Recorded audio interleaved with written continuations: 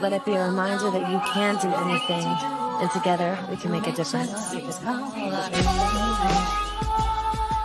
Peace is a process, not an event. Follow the path. You can pray the devil back to hell. Water, peace, spirit, love, the sick. To have some peace talks and show a little honor. To have some peace to make sure your dreams come true.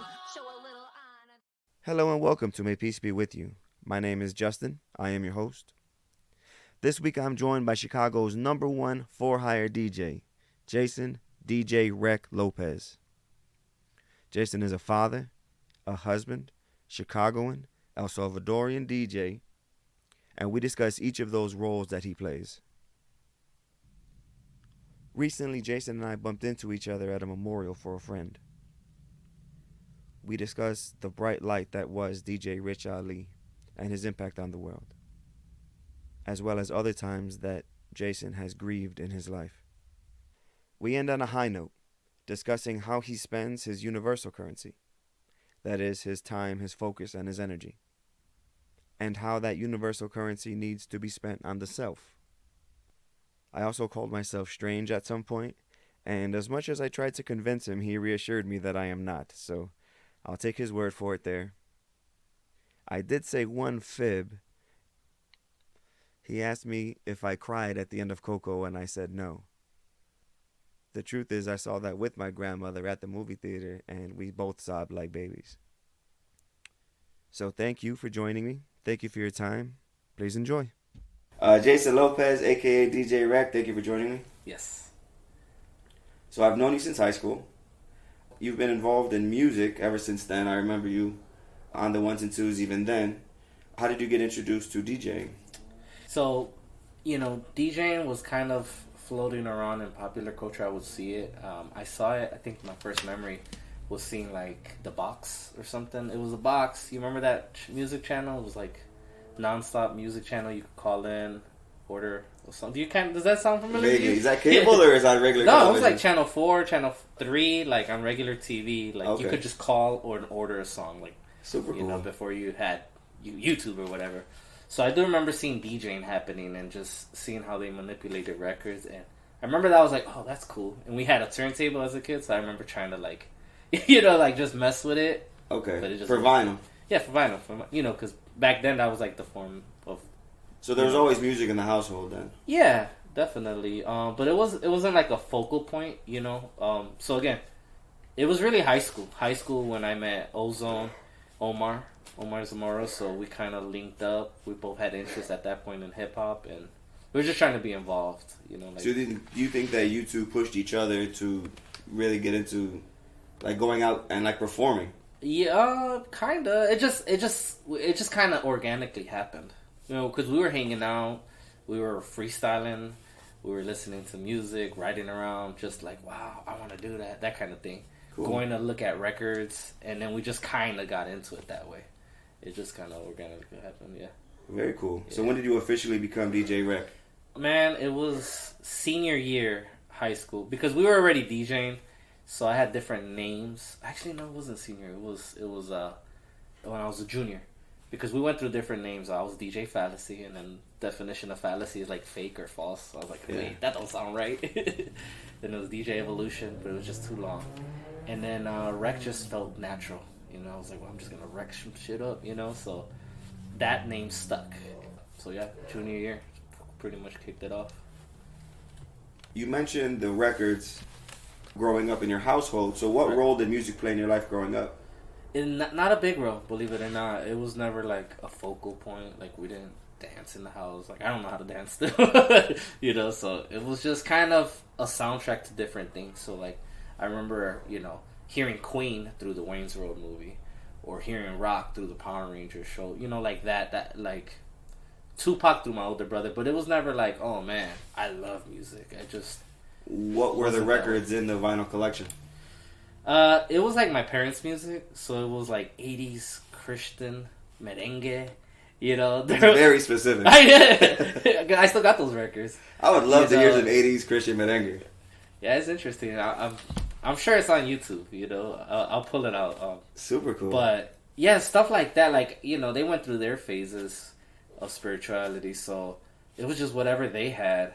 But we weren't even listening. Like, growing up, it was just there. It wasn't like they were already onto cassettes at that point. Yeah, moving on to CDs after that. Yeah. I remember hearing, like, Mana. Like, that was something I remember hearing. Mana, Selena. Yeah. Michael Jackson, for sure. That's, like, who I remember, like, was growing up in the 90s, listening to your parents' albums from the 80s. We weren't listening to the albums. They were just there. So I guess, you know, growing up in the 90s, it was there, and I saw DJ, so I was like, oh, we got one of those. I grew up... We tried to scratch, but the needles didn't work. You know, it was just, oh, you can't scratch that thing. No, you can't. But it was just there. My sister had control of the radio growing up, so I grew up listening to all kinds of Britney Spears and NSYNC and all kinds of things like that. Okay. 4 years older and much stronger at the time, and that's what I grew up listening to. Okay, cool. No, I mean, music is beautiful, you know. I'm glad somehow I kind of became part of it, like, to some extent. Would you consider music a passion of yours? Definitely. I think that if I didn't like music, I wouldn't even DJ, because I would just hate doing it. You know what I'm saying? And I actually enjoy doing it. So, it's definitely a passion. What do you enjoy about music? What I enjoy... music could cover so many grounds, right? Like, you can listen to a song and be like, dang, it spoke to me. It spoke to my soul. You can listen to a song and be like, dang, I want to go dance. I want to go juke. I want to go... You know, it has so many... It covers so much. Mm-hmm. I just like it all. I like how people react to it. Yeah. Well, specifically being a DJ. Being a DJ... You use the power of music to move people. To dance, yeah. Well, yeah, you're right. Just move people in general. I've done different... It's not always been dancing, but I love, like, controlling a room. So, for sure, I love, like, okay, I know if I play this song, I'm going to get that reaction. If I'm reading the vibe or the crowd. I like that. There is definitely an adrenaline, I feel. That's what kind of keeps me going. Can you give an example of that? Alright, so let's say, I don't know. Alright, let's say we're doing a party. It's a lot of people our age. I know I can, you know, bring out maybe some, like, old school reggaeton, right, from our high school years. And I know it's gonna hit. Boom, something like that. That reaction. And it's like, oh, man, I love this song. But it's also, damn, I remember this song back in freshman year or... homecoming dance. So, like, these memories, like, it's pretty cool to kind of, like, predict. It's like, try to... So you're able to, like, tug on people's heartstrings. Basically, you know, basically. And even to the point that it's not always just, like, keeping them on a high. It is like a roller coaster. So sometimes I'm like, I'm going to bring it down. You know, like, a little loud green, or what do you bring it down with? You know, like some slow music, something that will slow, or just kind of let people relax for a second, you know, so... I guess that's like if it's a long party. Like, if we're talking 5 hours, you know, nobody's going to be on the dance floor 5 hours like this. Yeah. You know, you have to have a... Not naturally, anyway. Right. Yeah. The trouble is that music is your occupation. Right. Does working with music detract from your passion for music? A little bit. Sometimes I think that maybe I'm too concerned with the job at hand that... I'm like, actually, like, I don't make time to listen to music for, you know, my own pleasure. You know what I mean? There was some years that I didn't even listen to music. Actually, that's why I got into podcasts, listening to podcasts. I was just over. I was over everything I played. I was over the radio. Like, it was just like, I needed a break, you know? So, I think now at this age in my life, I found the balance to where I could really enjoy it, but also give myself a balance. Otherwise, you just burn out. Just like anything, man. Anything you do, you're going to experience burnout. Mm-hmm.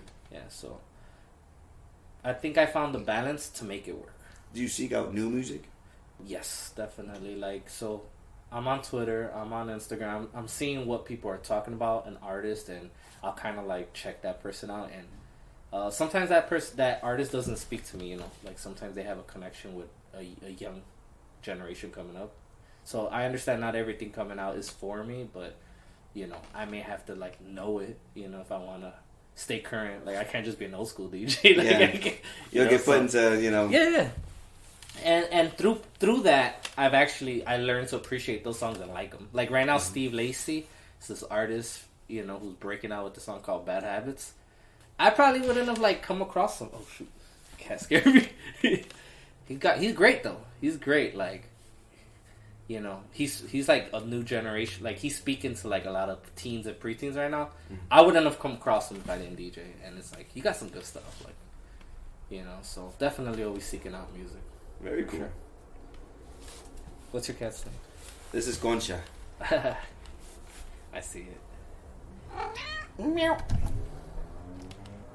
What were your rates when you first started, and what are they now? You know, I didn't have a rate. I didn't even know I could get paid, to be honest. Like, we were just doing it for fun, and then it was like someone saying, "Hey, I got a backyard party. Do you want to DJ it?" Basically, you know, someone paid me $100 to do a party, and man, $100 for a party. You know what I mean? Like, at that time, what was I getting? Like $7 an hour at my job or whatever. $100 sounded like a week's of work. You know, a week worth of work for me. So the more I kept doing it, I was like, oh, there could be something here. You know, so I quit that job and just pretty much went full into it. Obviously, over time, the price has gone up. It's not $100 for a full night no more. But it's always it is always changing based upon like the market that we're in. So, you know, it's very competitive in Chicago. What I charge, there's big DJ companies that charge like way more. You know what I mean? So I'm always looking at how I can be competitive but not undercut myself a lot. You know? And plus, I'm you know, this is my full time, so I actually have to like make it work for my family. Like, I can't charge less. I have to like charge a good amount to provide for my family. What kind of parties do you do? Man, you name it. From wedding celebrations to even funeral parties. I've done some funeral celebrations. You know, where it's right. That sounds kind of interesting. Like, yeah, that is very interesting. Yeah. Actually, I want to discuss this a little bit later in the episode. Okay, so man, all kinds of parties. A lot of private parties, I would say, and you know, it's usually not much. I don't do clubs, really. Like, I'll do some bars, lounges, but very rarely clubs. It's mostly like all for hire. So what that means, I know people may not understand what that means. It means that you're hiring me and I'm bringing my own sound system.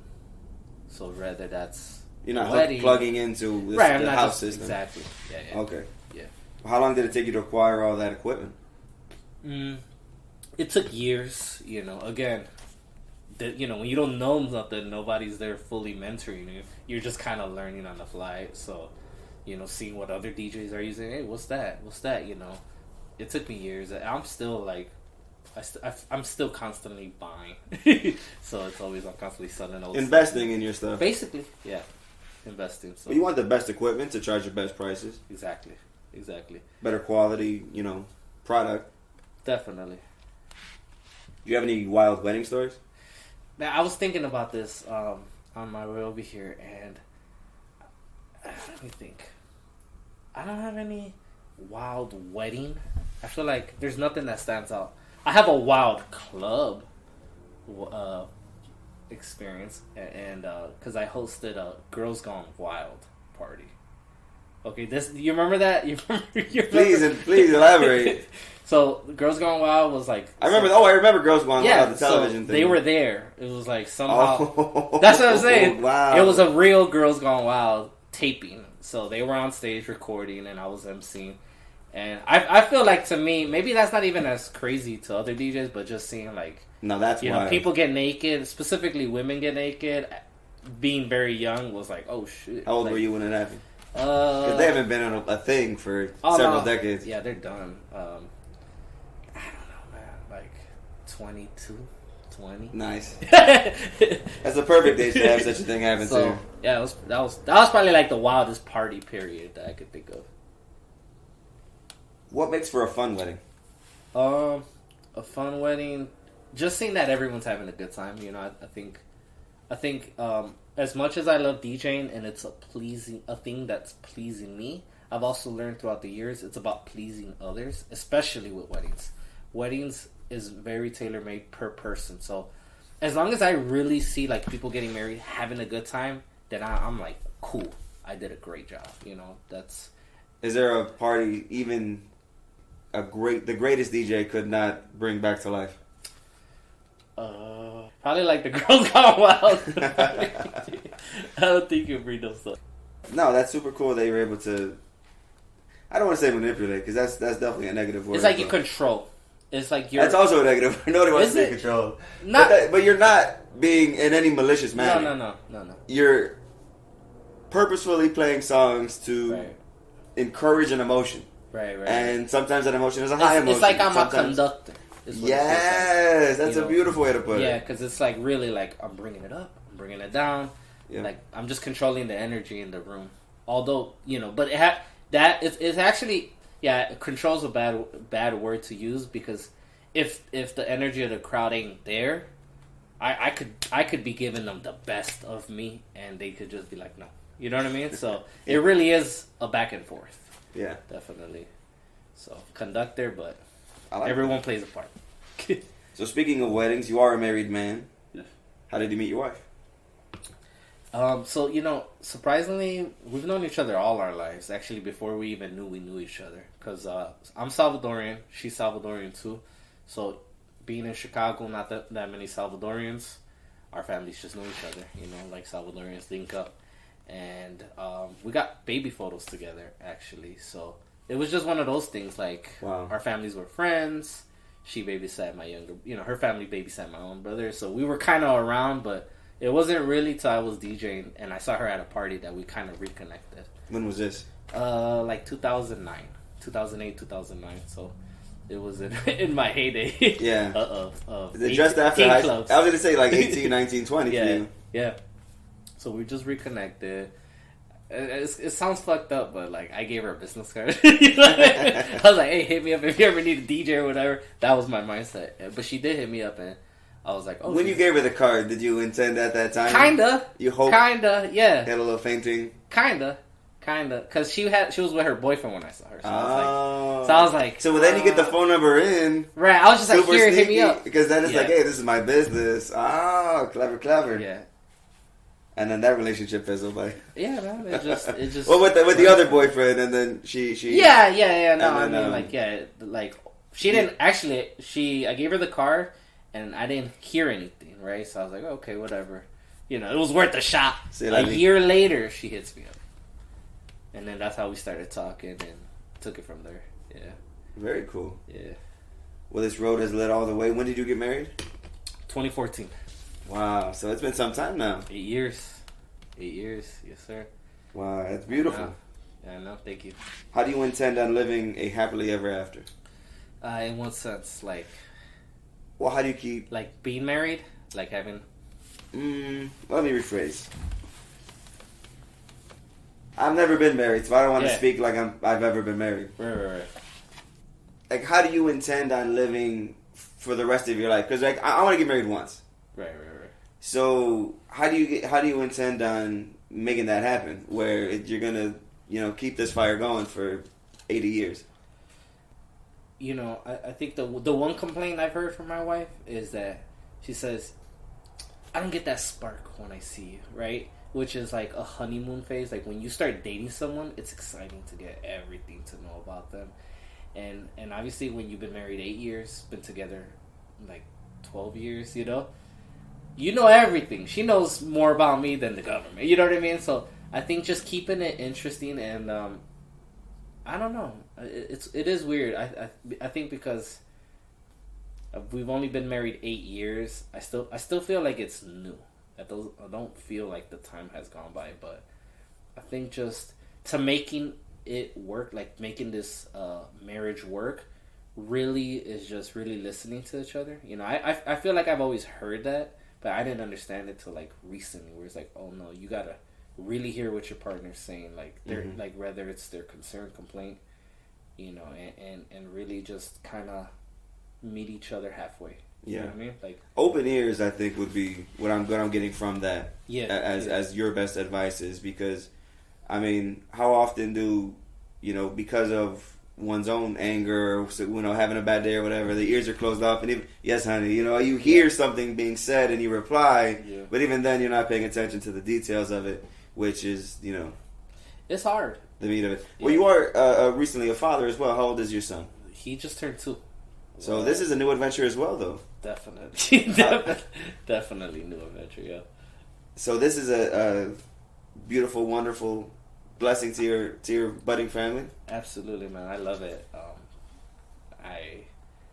They always say, "Oh, I don't know what life is without my kid," and I do remember my life before, but I don't know. I'm just enjoying the whole journey and seeing him grow and seeing how he's like picking up on stuff and coming into his own personality. I'm really enjoying all of that. Yeah. 2 is a beautiful age. I definitely begin to see their eyes open. My daughter just turned 3.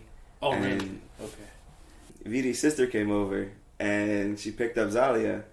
And she said to Zalia, "Zalia, you love me?" She said, "No." No child of any age will be that honest, except for a child that age. Yeah. So it's just the best age. Yeah. You have only one kid, or you have? I have 3. Okay. Yeah. Yep. 3, 11, and 12. Okay. So got some preteens, and I mean that's its own adventure. But that's the thing is when you lay down a foundation. When you're there, when the child is throwing up at 3 a.m., you know, and cleaning them up, and they're crying, and you're crying, and it's just a mess. Mm-hmm. You know, those are the roots that, you know, bond forever. Mm-hmm. And when you go through those things, you know, when they do become 11 and 12, they start telling you about their little problems, and well, not to demean their problems, but they begin to tell you about their drama at school. Right. The girl who is spreading rumors and whatever it is. Yeah. Yeah, that's another thing too. Is another good advice is listening to them with open ears. Yeah. Because the preteen, they're still developing their personalities as who they will be as an adult, preteen, teenager.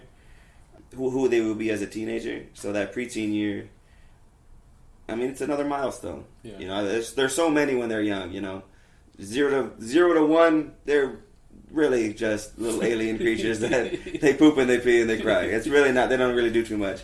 But then, you know, like you have here at 2 through 4, you start to see. They begin to open their eyes to the world around them. Yeah. Maybe 5 through 7, they start to keep secrets, and that's like okay. Now they're like a little person, and now they have like opinions, and now they're like really. Wow. Okay. And then 11 and 12. I mean, I'm still experiencing it now, so I don't really have too much advice about the preteen years, but like I said, rooting in those foundations of trust, you know, that I've tried to develop since birth, is, you know, paying dividends now. Okay, awesome. So speaking of such things, I feel something in my brain changed when I became a dad. I turned 21, and then 21 days later, Bella was born. So I was actually very young. I feel something changed in my brain that day. I had to consider the life of another little creature, and that changed my brain. Can you explain that in any detail? For me, if that happened, definitely. I mean, I still have a lot of friends that are same age that don't have any kids, and I'm like, wow, you have a totally different life than me now. Like, you can, you know, travel when you want. You can just live for yourself, and I think my priorities have changed. It's like, my life is like, what can I do, you know, for my guy? You know, I'm thinking about him in everything. Even DJing, like, honestly, like, I consider that, like, is this worth being away from him, or how is it going to benefit him? It definitely switched in my brain, like, you know, he's, like, I put him as a priority in my life, and pretty much how I move in it, like, how can I better him, his future? You know? Well, speaking of such things, what are some core values you hope your son has in the future? There's a lot. I want him to definitely be respectful of other people. I want him to, at the same time, go after whatever he wants to do that is going to help him find happiness, peace, you know, whatever that may be. Actually, so his name is Jaden Nael. Jaden means one that is heard by God, and Nael is a Muslim name for one that makes, like, a go-getter, like someone that makes it happen. Yeah. Where'd you come across that name? So Nael, I actually know a guy named Nael, and I met him. Like, we're not close, but at the moment I met him, I was like, damn, I love your name. I'm gonna name my kid after you. Really? Yeah, I know. Yeah, and I did. You know what I mean? What year was that, you think? How what? What year was that, you think? Like the same year I met my wife, like around the same time. Wow. You know, like I did an event for him. So he's in music, and sure enough, like I never forgot his name. I try to not use his name, right? I try to like really come up with a unique, but I just kept coming back to his name. So, I put his, you know, I think our words are very intentional with everything we do. So I wanted to make sure that, you know, he's very like he knows what he wants, and even though he's just 2 years old, I'm already seeing that. Like he has his likes that I'm seeing, and I respect that. You know, Yeah. so It's good to respect their wishes too. That's something I encourage with Zalia. Is I encourage her to speak her mind. I encourage her and to be free to express herself, whatever she thinks, you know, because it's the truth. You know, they don't have the ability to lie at such an age. You know, they can only speak their feelings. Right. They're very, very honest. Right. So allow them to be honest. Don't punish them for feeling any kind of... I didn't punish her for saying, no, I don't love you. We're going to force her to love you? No. Yeah. So, yeah, that's beautiful. Yeah. That name is beautiful, too. Thank you. No, but, you know, that's it. That's what I could think of right now. I think, more than anything, I just really want him to be a great human being. I want to, you know, unfortunately, you know, there are, you know, how do I say this? Like, there's not great people out there. Yeah. You know? Well, let's just say there's a lot of evil in the world. Basically, you know, and I just want him to contribute to the good of the world in whatever way he wants, versus like bringing us all down, you know. So, yeah. I always say, with every action and every word, I plant a seed in that moment. Yeah. So I always intend to have right action and right words. So when I speak, I try to speak with kindness and grace and humility, and when I behave, I try to make my actions. You know, I'm human. Obviously, I'm gonna speak in anger. I'm gonna, you know, do things, act out of sorts. Yeah. But my intention is to try, and I try to plant seeds of good everywhere I do, everywhere I go, and that's something that I'm trying to get across to my children. But it's something that they really have to decide for themselves if they wish to be this way. You know, it's not. You can't tell someone else to be a good person. Right. It's different. It's how do you do it then, right? Right. And I don't know. I mean, Bella's and Zalia and Alina are beautiful little people, and they have great little spirits. So maybe model by behavior, right? Yeah, definitely. Would you be upset if he does not like professional wrestling? I'd be heartbroken. No, actually, you know, I took him to WrestleMania this year. Okay, so like I really like I'm trying. You're trying to plant the seed early. I'm trying to plant the seed early, but right now I wouldn't be heartbroken. He's already I've tried to put wrestling on right now, like on the TV. He doesn't want to see it. Yeah, he wants to see his cartoon. He's into like little monster trucks. Yeah, well, that's definitely, you know, he's young. Actually, it's so funny enough. I didn't become a football fan until I was like pretty much in high school. So my dad was like, "Hey, how come you don't like football?" And then, you know, I just wasn't interested. But maybe when he's, you know, a teenager and he got a little rage in him, you know. Yeah, no, for sure. I mean, if he likes it, he likes it. It's a particular thing. It's funny that you mentioned that. You must have seen my stuff like it. Yeah, well, you've always been a wrestling fan. I always see you post. You got a picture with Stone Cold Steve Austin, which is cool. Oh, hell yeah. What was he like? Did you meet him? Needed to speak with him? No. I mean, because it was a fan meet and greet, so there was hundreds of people there. So my interaction with him was a couple of seconds. But, so I brought, like, beer cans so we could do the photo, like, we're toasting, you know, because that's his thing, like, drinking beer. And he just saw me say, "Oh, hell yeah." And I was like, that's it. Like, that was the moment, you know. So Super cool. Yeah. You got an "Oh, hell yeah" from Stone Cold Steve Austin, man. That's pretty dope. Yeah. So you've always had a very peaceful demeanor. To what extent does that translate to the feeling of peace? What do you, like, you're saying, do I feel peaceful all the time? Like, I can elaborate. Okay. So in the interview with my grandmother, I discussed with her that she's always had a peaceful demeanor. Her outward actions have always been very peaceful. Mm-hmm. But she sometimes struggled with feeling the feeling of peace. Right. So my question is, you always also have a very outwardly peaceful demeanor. Does that translate to you yourself feeling this feeling of peace? I think I would like to think so. I would like to think I have a feeling of peace. I think, like you said, we're always working towards that, you know, like getting over roadblocks to get to that peace. I think I'm always trying to, you know, maybe like take a moment to evaluate what's happening in my life and see how I can move to a better place where I just feel peacefulness, you know? Yeah. I would say maybe all the seeds I've planted years ago, I do feel more peaceful than maybe if you would ask me like 15 years ago, I would be like, no, I'm stressed, I'm depressed, you know. But I think I've made a lot of strides to feel peace, you know. I would say I don't have anything. How often do you reflect on, am I feeling this feeling of peace? And it doesn't have to be in those words either. You can just like, how often do you take that moment to assess the situation? Probably every day, like unconsciously, probably every day. Just because, like, you know, there's things that come up in our lives all the time, whatever it may be, right? Whether it's family issues, whether it's friend issues, whether it's, you know, something work related. There's always something nagging at us. So I think I evaluate every time. What can I do so that tomorrow is a little bit less, like, stressful or less, you know, more at peace, you know. So.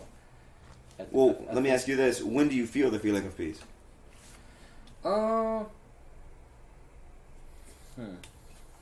It's weird, right? When you're asking it that way. Man, I think from the moment I wake up, I feel peaceful. You know, like, I wake up and I'm peaceful. I go into my routine, right? Whether that's I'm gonna make coffee. You know, I'm looking forward to that little coffee. I don't know. I just wake up. And then you take that first sip of coffee. Yeah. I think I wake up peaceful. You know. You know, even though I know you mentioned earlier, like, doing weddings, that used to disturb my peace at first, because weddings are they can get intricate in terms of, you know, I'm just not showing up to play people's music. Like, I'm doing announcements. I'm going through formalities. There's a lot of stuff that could really be stressful, timeline wise. So that used to mess with my peace. I used to lose sleep. So I think now I'm at a point where I got a good rhythm with that, and I don't know. I feel good. Like, I just wake up. I'm like, let's get it. I love that. What takes your peace from you? What takes my peace from me? Just maybe anything that, you know, things that come up unexpectedly, like changes, you know. That's a weird, I don't know how to answer that, right? Because I feel like if there's a problem thrown my way, I'm just looking for a solution. So I don't feel like I'm stressed, but maybe. So maybe it doesn't take it away, but maybe it just presents a new opportunity to, all right, well, let's assess the situation and get through this, get past this, you know. Yeah. I mean, that's pretty much it. That would probably, like, mess with my peace a little bit, but I think, I try to protect it. That's something that I'd say that is a very good skill, and it's interesting you use that word protect, because it's not good enough to obtain inner peace on a regular basis, to have the rhythm of the routine and things like that, because the outside world is bombarding you with negativity, let's say. Right. So how does one protect one's peace? Like, if I were to offer it, just, man, I don't know. These are like, that's like a deep question. Hey, take a minute and a half to think about it. I think everyone has their own process. You know, I think everyone's going to have their own process of finding that peace. You know, for me, if I got to just, you know, take a moment to go smoke a cigar, that's my thing. You know, like, I love smoking cigars, so maybe that for me is my little piece, or whether it's just going to the bathroom, you know what I mean, just to be alone or whatever. Yeah. You know, that's me finding my peace. I think it's going to be different for everybody, honestly, but I think whatever, you know, that's like your little thing where you have where you're alone, you know what I mean, even from your own kids, your commitments, I think find that, you know, that's important that you make It's interesting you say that, because the Buddhists would say meditate. Right. And to be alone with one's thoughts. Not everyone has that ability to sit in silence. You know, especially now with cell phones, you have instant distraction. So the ability to sit in silence, whether it's, you know, 15 minutes here, 15 minutes there, is a gift. Mm-hmm. You know what I've been doing? I got an Apple Watch last year, and like they encourage like take a moment to meditate or breathe. I've been doing that. Like I take a minute to just. All breathe. right, thank you, Steve Jobs. Yeah, or whoever, right? You get bombarded with all these notifications, but they'll be like, start your day off like with a moment of reflection, or. Oh, interesting. Yeah, I haven't seen that. Yeah. So I guess I take what I do is I take a minute to breathe. Yeah. You know, get oxygen in. You know? Yeah. But like because of my watch, but you know. Hey man, if it works, it works. Yeah, I'll give that a shot. Like doing the, you know, just looking at the self-reflection. Very cool. So you and I share a mutual friend, DJ Rich Ali. Mm-hmm. I speak about bright lights. Rich was a bright light. Can you describe Rich for those who may not have known him? You know, that's a hard question because I probably don't know him as good as you probably did because he went to Noble, right? So I met DJ Rich Ali when he was in high school playing football, and I actually was his football coach a few years after I graduated. Okay.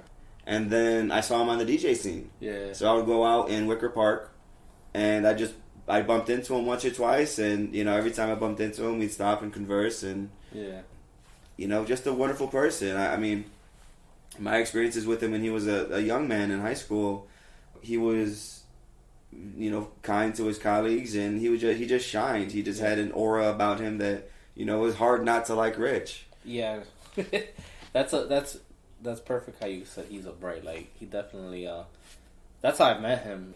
So, I guess to kind of give you like some background, as a DJ, coming up and doing your thing, you kind of come across a lot of people that befriend you, you know, and you kind of, well, me, I'll be friends with anybody. There's been times where people step on me later, you know what I mean? Or like, maybe they use me, like basically I'm used and spit out. So, naturally, I always have a guard up, especially if like, oh, hey, I'm a DJ. Hey, you know, like if you introduce yourself that way to me, I'm gonna have a guard up because I'm thinking self-defense, like I gotta protect myself, you know what I mean, and how I feel. So when I met him, it was kind of that way. I met him through Omar, another mutual friend, Ozone, and he told me, hey, he went to Noble, you know, he's great. And sure enough, you know, I gave him a chance, talked to him, like what you said, you know, great at conversing, warming you up, and just putting your guard down. Mm-hmm. You know what I mean? I have my guard up with everybody. He made me put my guard down, and I would say I didn't get to talk to him on a whole lot other than like the party scene, but we brought him in to do our weekly Friday parties, and he was great, man. People loved him. Everybody loved him. Like the bartenders, you know, some of the patrons that come. He was just like very likable, you know, and I think that's the first step in anything that you want to do. You know, you're gonna be successful. Rich Ali is a bright light. Like, he was just really nice, man. Like, I think that no matter what context you met him, he was gonna talk you up and then just make you feel comfortable. Like, you forget where you are. You forget you're at a party. You know what I mean? Or that you have these things going on. You're just gonna be in that moment with him, and that's kind of what I got out of him. Definitely. Yeah. And he was very giving, actually. So even though I had my guard up, you know, like I said, with everybody, thinking, oh, shoot, what are you going to take from me? He actually would hit me up about events. And I'm like, yo, you're new. Like, you're just starting out, and you're hitting me up to give me parties, as opposed to, hey, can you get me booked? That's who he was. He was a giving person. So how did you end up at the memorial fundraiser that we mentioned earlier? So, again, through having given him a chance to work with us at Locale, me and Ozone. When he passed away, Ozone was the first person I called. You know what I mean? Because he had a deep connection with Rich. So I was like, man, I can't believe this. Like I was in shock. So Ozone was close with Rich? Definitely closer. Yeah, I would say. Because he would go out to Ozone's shows. Same thing. Ozone would come out. Rich Ali. So. You know, I just called him and he was like, we're putting together a show, just to help. Like, right off the bat, he was about action, Ozone. Yeah. So, he was like, I would love for you to be a part of it. And I was like, absolutely. You know what I mean? Yeah, without question. Yeah, without question. And then I talked to another guy. He had just talked to Rich Ali days before, and that, you know, I scratch a lot, which is its own subgenre of DJing, but it's basically where you take a record, use it like an instrument. And so Rich Ali wanted to get better at that, and he was like, "Yeah, I gotta get over Wrek. We gotta scratch." You know, so that was like one of the last interactions. I was like, I definitely gotta be part of this party and do the, you know. Where did the party take place? District. Okay, I couldn't remember the name of it. It was like an underground thing. Okay, so let's set it up. So it was very low key. Yeah, so there was a back entrance and everything. But you know why though? Okay, and his family came. And set up early, and there were T-shirts. I walked in when the lights were still on. It was like super early. I'm like, I'm buying really? it. I went to buy a T-shirt. And I'm like, God, I'll be back in an hour. So I bought a shirt, and then I went down the street up in Wicker Park to the 6-way intersection to go, eat some food.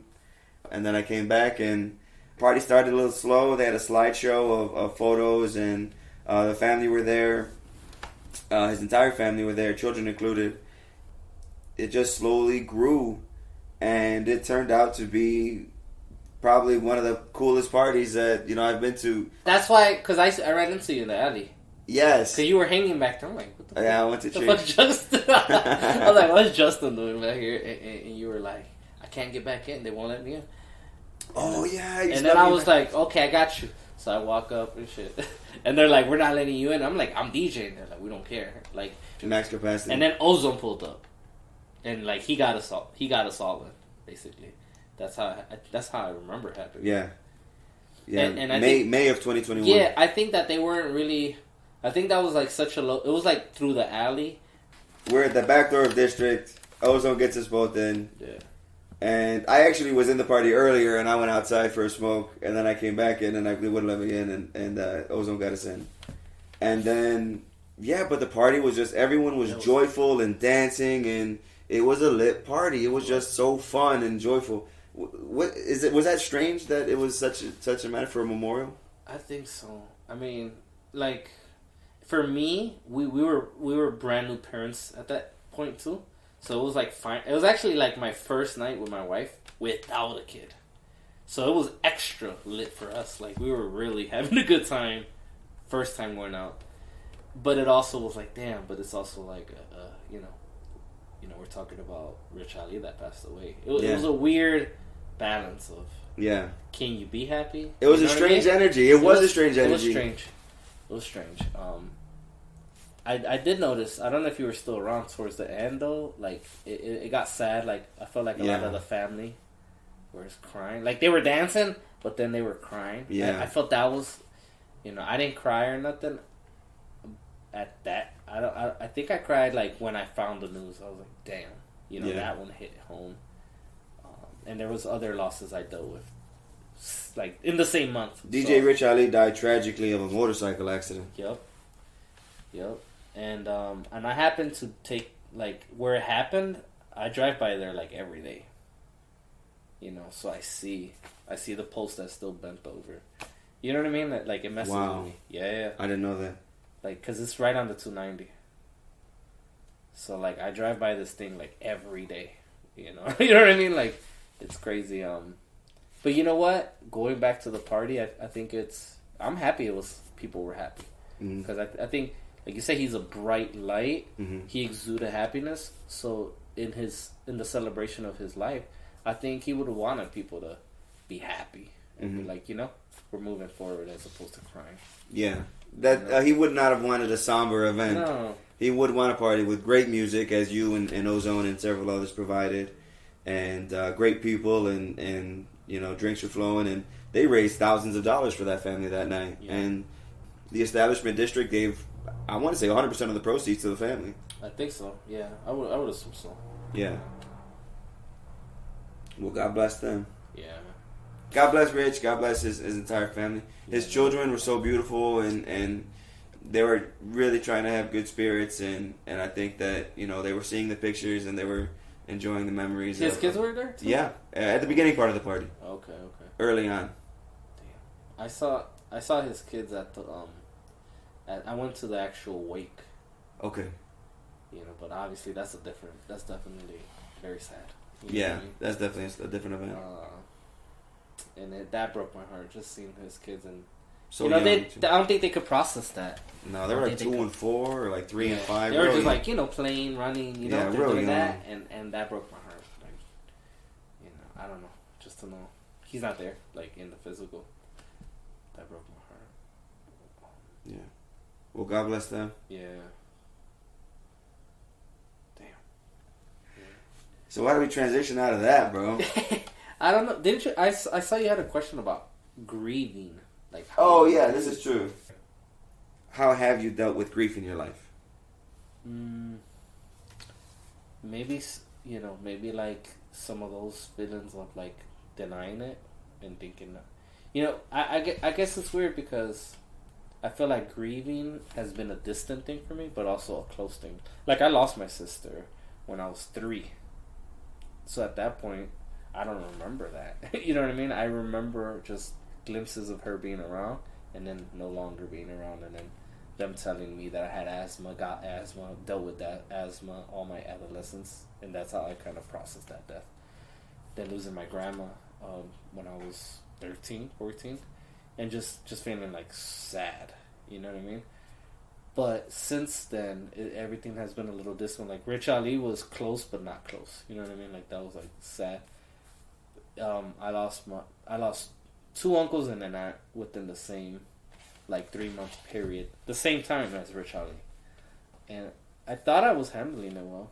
I thought I was like, okay, we're doing, you know, but I don't know. I think it's just crying, you know, a lot of crying, and I don't know, knowing that things change. You know what I mean? Have you ever felt the stigma that it's not okay to cry? Yes, not in my adulthood. Like when I was little, you know, I think growing up Latino, I think that was something like, oh no, you know, you don't cry, you're a boy. Like, you know what I mean? Like, kind of like you just man up, like that kind of thing. I think that I felt guilty when I was younger crying. Not no more. I think we've all understood that everyone cries. You know what I'm saying? Even Tupac said even thugs cry. You know what I'm saying? Like, so I think it's okay. Wise words. To cry. Huh? Right? Wise words. So, I think it's totally good to let it out, man. Nobody's that strong. You know what I'm saying? Sometimes it's hard to cry because I grew up in a similar manner where I don't want to say I wasn't allowed, but it was definitely frowned upon. Right. I kind of shut that valve off for a long time, and it kind of rusted over. So for me, it's difficult to cry. Right. Physically, to cry. I do feel myself welling up. I think in my old age I'm getting soft. I cried at a children's movie. Which one was it? My daughter was making fun of me. No, it was funny. It was a part 2. Oh, it was Frozen. But it was like a sister thing. It was Frozen 2. Funny enough. And it's just like a sisterly bond. And I got 2 girls that are of a similar age. And it was just very touching. Like the sisterly love. And it tugged a heartstring and I started to cry. And then my daughter, who was like 10, was like totally ragging on me. Like, are you crying at Frozen? It's Olaf. You can't cry at Olaf. But anyway. So in that respect, I did cry a little. So in my old age, I've definitely softened up, but just get the tears rolling and let the brain, you know, vent out all those hormones that shouldn't be there. I don't know if it works like that. I cried at my wife, but see, again, that's a shocker to her because she's like, "What are you doing? Why are you crying?" like she think I'm using it to make her feel bad because it does make her feel bad. Yeah. But I'm just crying because like I'm letting it out. And I'm telling her, I'm like letting it out. You cry too, like. Yeah. But I think she thinks I'm trying to like use it as a tactic. Yeah, well, I have a Latino partner as well, and they grew up in the same culture where it's like, you know, men are not to say allowed, but you know, men don't cry. Right. So she sometimes, I don't want to say it's judgy, but you know, sometimes I don't feel that it's appropriate for me to cry, but yeah. But I don't care. I mean, at this point as an adult, and that's something along this journey towards peace, I've discovered a motto. It says, "Let me live my life."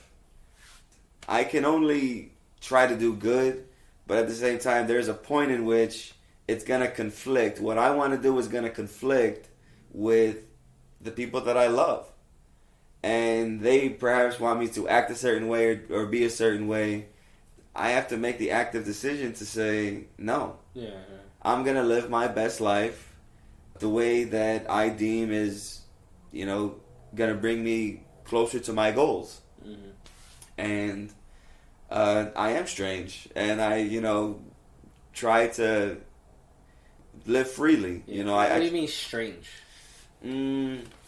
I feel as though you hung on me for long enough, you'd be like, yeah, I see it.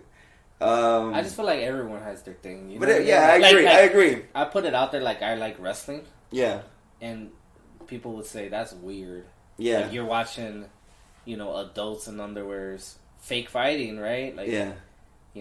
What's up? Like, what's up? Like, yeah. I thought you were cool. You know what I mean? Yeah. Like, what's strange in your...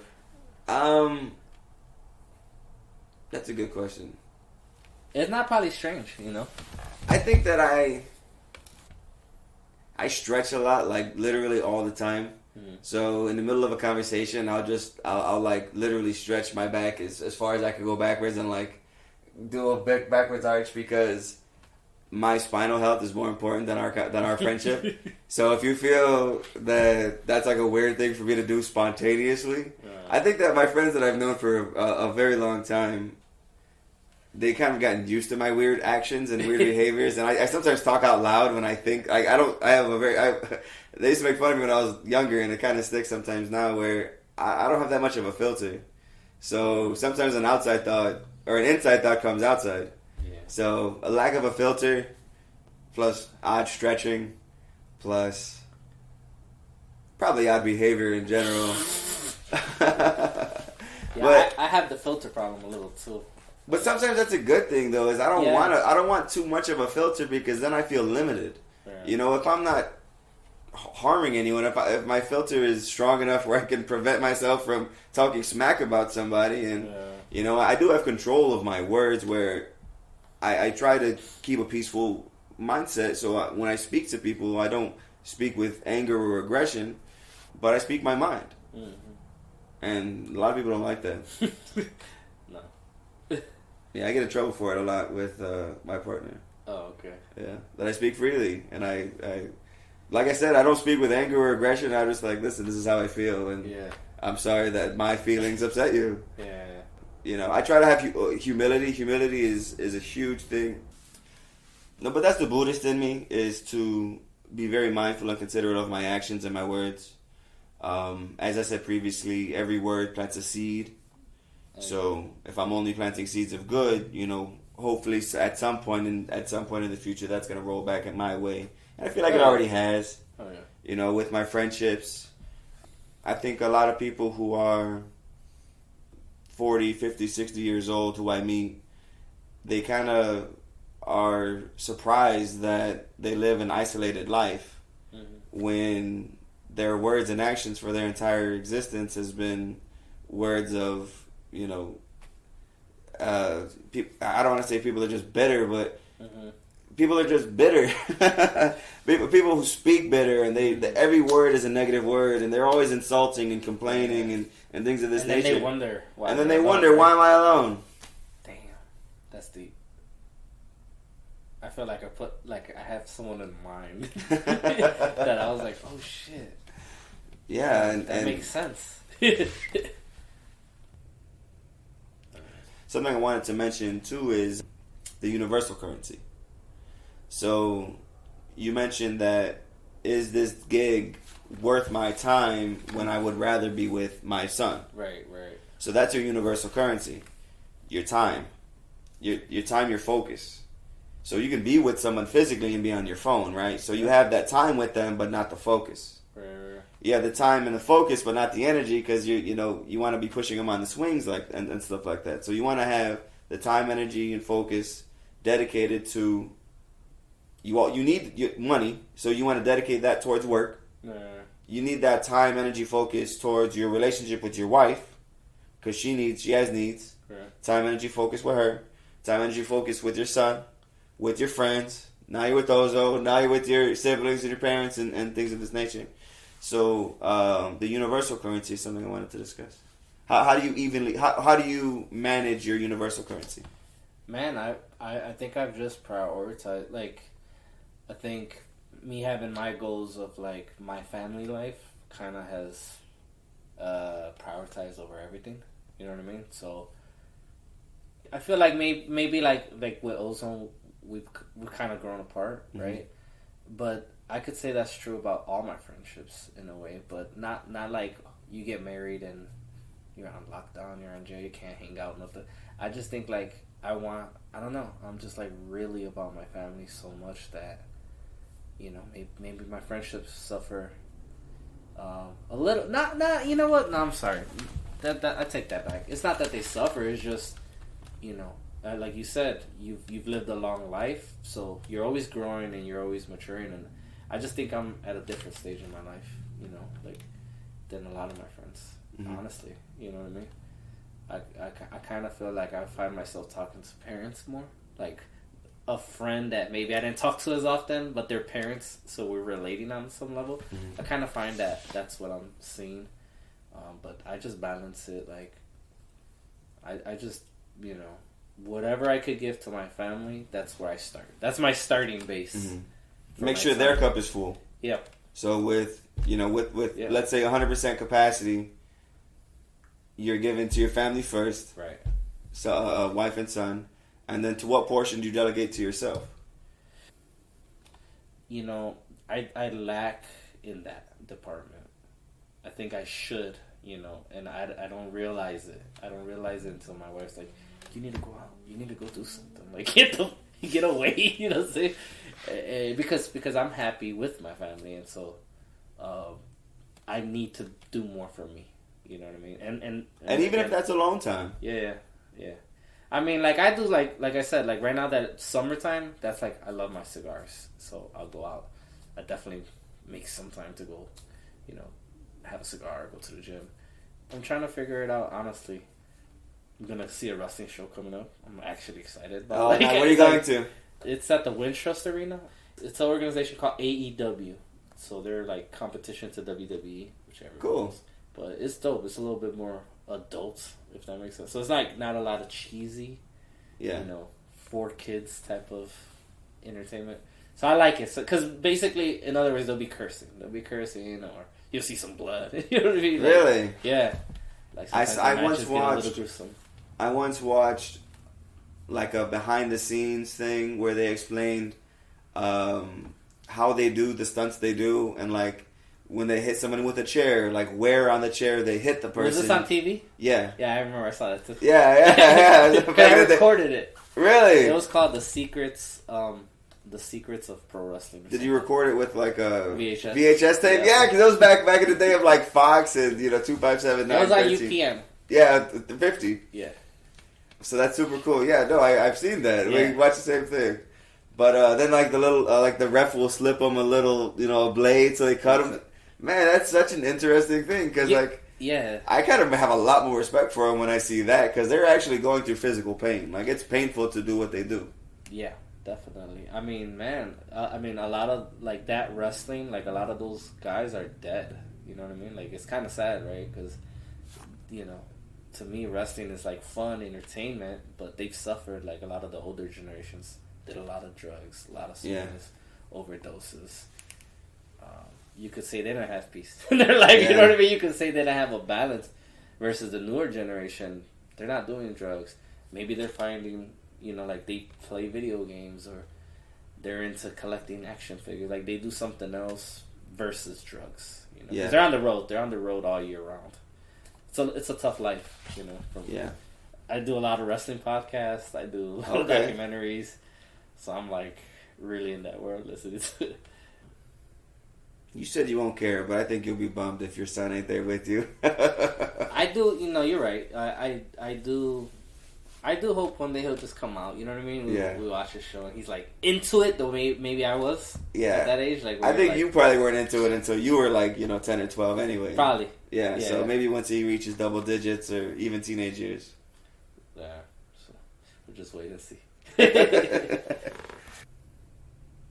So we talked about the universal currency. Do you have any questions for me? I have a lot of questions with the strange factor. I just think it's like what you think is strange is not really strange. You know what I'm saying? Like, I don't know. Well, thank you for that. I You do know, appreciate that. I just because I think I don't like to speak negatively about myself either. No, but I think we grew up in an era where all we heard was that. You know, all we heard was like, "Don't cry." Yeah. You know, why you like this? Why you like that? Well, you know what I mean? Like, two factors that you may not know is that I have an older sister who's 4 years older. I am 7th out of 10 with my cousins, and we all grew up very close. So being one of the youngest, I definitely feel perhaps maybe they said it more often and it stuck. I don't know. Yeah, I hear you. No, I mean, it's like you said, you plant seeds, so even though I think we all do that unconsciously. But right? I think people don't talk the way I talk though, because when I say goodbye, I say peace and love. Okay. When I say this is true, this is true, this is true. Not a normal thing to say. I don't think I haven't ever really hear anybody else saying such things. I mean, okay, like peace and love, right? Sure. I don't think that's a regular greeting, but like in hip hop, because it's, you know, it's connected to 5% nation, which is like ultimately it comes down to being connected to Islam, and you say Assalamu alaikum, which is peace be upon you, right? That's beautiful. So, so in hip hop, there's a lot of like peace. So I don't think that like what you're saying, peace and love, is not too far from what I hear. You understand what I'm saying? Yeah, I do. Maybe like in a regular, like you know, maybe like in a non-hip. Perhaps as a way not. Maybe to say in your goodbye. life it feels weird, like nobody's saying that, but people say that.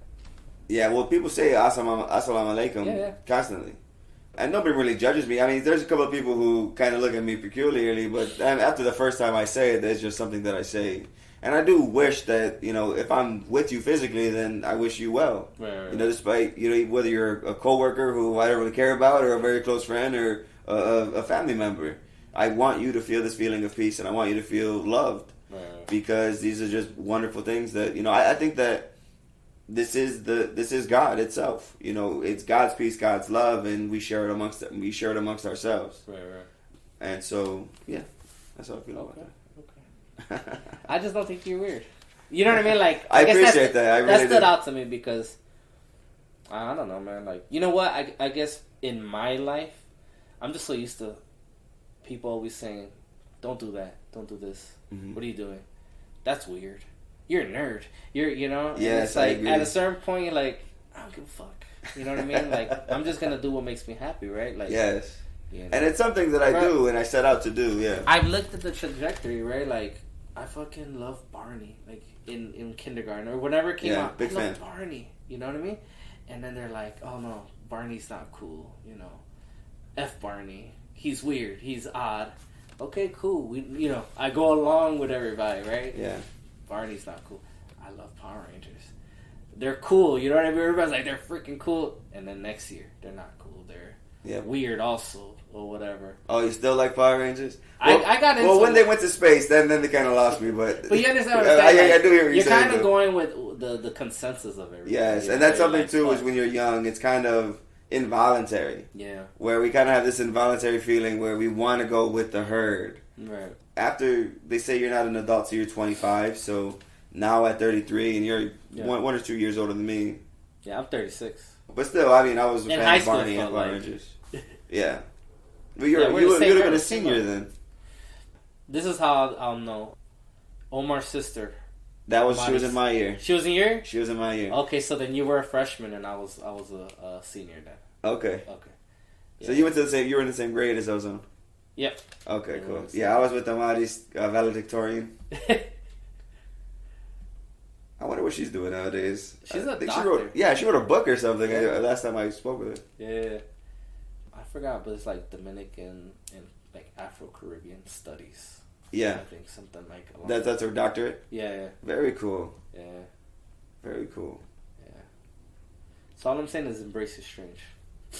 And you know what? As much as I did speak derogatory, I do, and I've been learning to as I've gotten older. No, I do respect that, and I appreciate the advice. Yeah. No, I mean, it's just because, like, even the questions you asked about finding your peace, you know. I'm not telling you to be obnoxious. You know what I'm saying? Dude, literally what you want 24/7. No. No, I'm just saying, like, you know.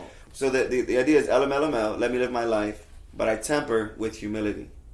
So I do try to behave freely, but I must temper it with, okay, but how is this going to make the world around me? Yeah. How is it going to affect the people in my life?